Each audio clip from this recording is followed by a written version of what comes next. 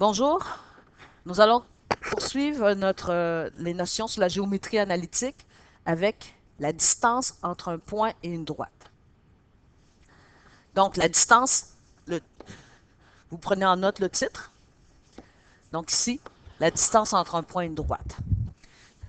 Vous n'avez pas besoin d'écrire toutes les notions, donc je vais souligner en jaune ce que vous avez à écrire. Donc, la distance d'un point à une droite correspond à la longueur du plus court segment séparant le point de la droite. Donc, vous avez ici la représentation de ce que je viens de dire. Donc, cherchez la distance entre le point x1, y1 et la droite. Donc, on utilise l'équation de la droite pour pouvoir le trouver. Donc, sous l'équation de la droite sous forme générale. Donc, je vous invite à reproduire le dessin dans votre cahier spirale ou votre cahier Canada. Donc, pour déterminer la distance qui sépare un point d'une droite, il faut déterminer la longueur du segment, donc ce que vous avez ici, la longueur du segment qui joint perpendiculairement la droite. Donc, la longueur du segment va arriver de façon perpendiculaire.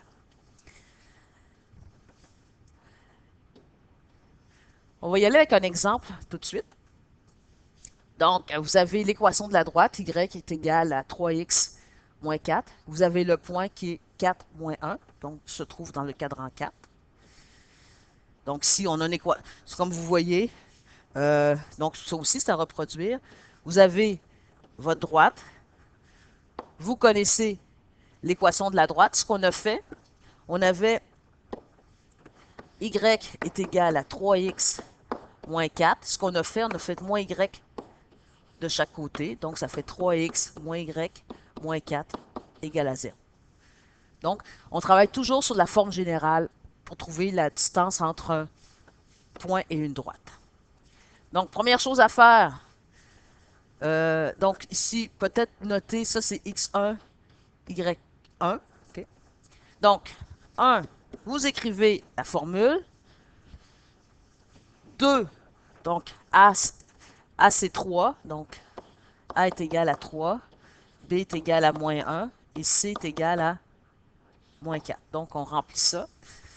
Vous avez votre x1, y1. Vous calculez toujours le numérateur en premier. Ça donne 9, divisé, puis après ça, votre dénominateur, 9 divisé par 10, ce qui donne 2,85.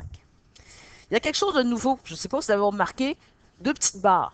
Ça s'appelle valeur absolue. Donc, soit que l'enseignant en a déjà parlé en classe, soit que c'est nouveau. Ce qu'il y a de particulier en valeur absolue, quand la réponse est négative, elle donne toujours une réponse positive. Donc, si ça veut donner moins 9, on aurait écrit 9 divisé par racine de 10. Parce qu'une longueur ne peut pas être négative. Okay? Une longueur est toujours positive. On y va pour un autre exemple. Ça peut être écrit sous cette forme-ci. Donc, ce que je veux dire par là, c'est que vous pouvez avoir une représentation graphique de la situation ou c'est écrit sous forme d'une phrase. Donc, soit la droite D d'équation 3x plus y moins 1 égale à 0 et le point 2, 5. On vous demande de trouver la distance entre le point P à D qui se calcule comme suit. Donc, comme j'ai dit tout à l'heure, on écrit la formule. Donc, AX1 plus BY1 plus C divisé par racine carrée de A au carré plus B au carré. Donc, c'est bien cela. Moi, j'aime bien identifier mes A et mes B. Donc, A, c'est 3, B, c'est 1 et C, c'est moins 1.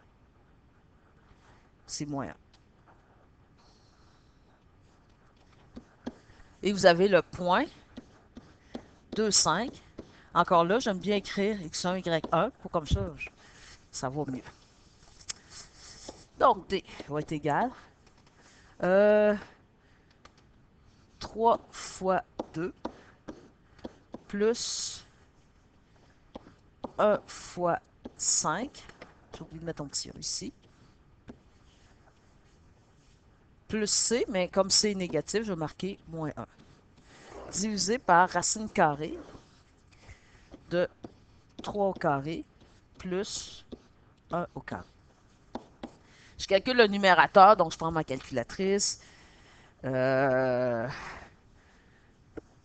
tac, ça donne 10.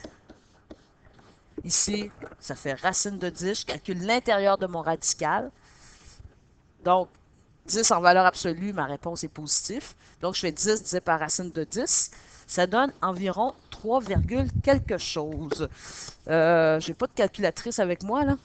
Mais c'est 3, peut-être 6. Là. Vérifiez avec votre calculatrice qu'est-ce que ça donne. 3, quelque chose. C'est tout.